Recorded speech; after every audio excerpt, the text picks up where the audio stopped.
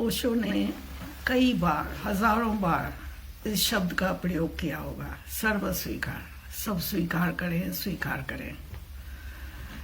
तो साधारणतः हम समझते हैं इसका अर्थ है कि जैसी बाहर की परिस्थितियां हैं उसे हमें स्वीकार करना है, लेकिन ये जो है उथला अर्थ है। स्वीकार शब्द में बहुत कुछ समाहित है। पहली बात तो बाहर की परिस्थितियों को स्वीकार तो करना ही है। ये एक अद्भुत ध्यान का एक प्रयोग है। जैसे ही हम बाहर सब स्वीकार करते हैं तो हमारा मन शांत होने लगता है, आसानी से रिलैक्स होने लगता है। अगर मन में कुछ संघर्ष चल रहा है, ऐसा नहीं होना चाहिए, वैसा नहीं होना चाहिए, तो मन का शांत होना मुश्किल हो जाता है।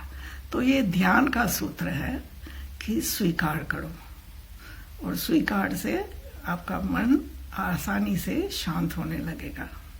अब इसके गहरे अर्थ में जाते हैं। एक तो हमने परिस्थितियों को स्वीकार किया।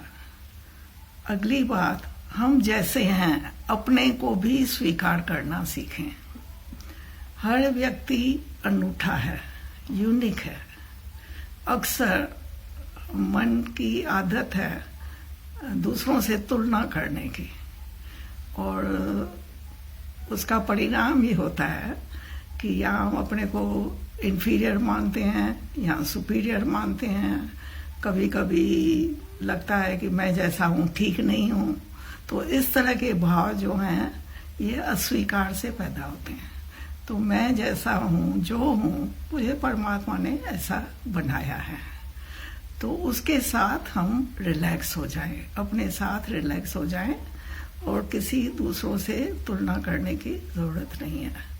दूसरी बात, अपने मन को भी स्वीकार करें। अक्सर मन में संघर्ष चलता रहता है। मन में हमारे बहुत सारे कहें कि आइडियाज दिए गए हैं।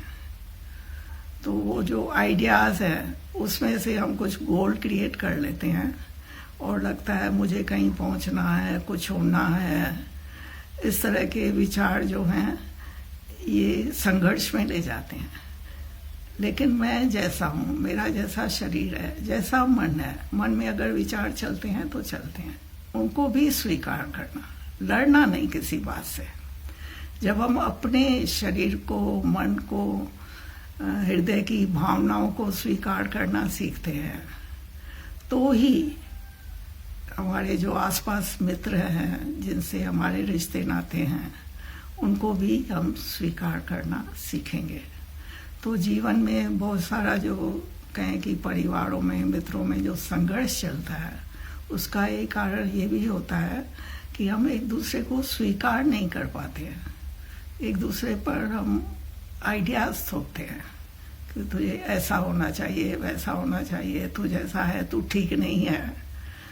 तो अगला भी यही सोचता है कि मैं तो ठीक हूँ, तू ठीक नहीं है। तो इससे वाद विवाद और अकारण प्रॉब्लम्स क्रिएट हो जाते हैं।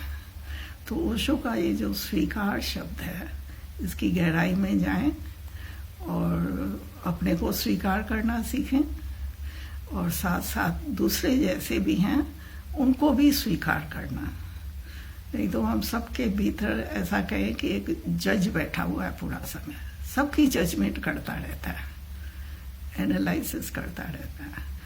उससे दूसरों को तो कुछ हो या ना हो, लेकिन हम अपना बहुत नुकसान कर देते हैं। ध्यान से जैसे हमारी वैल्यूज चेंज होती हैं, तो मेन वैल्यू जो है वो ये होनी चाहिए कि बड़ी मुश्किल से तो मन शांत होता है, उसकी हम वैल्यू करें कि मैं किसी भी छोटे मोटे कारण के कारण अपने को अशांत तो नहीं कर रहा हूँ। तो बाहर की बातों को ज्यादा महत्व न देके, ज्यादा महत्व अगर हम अपने भीतर अपने मन के शांति को दें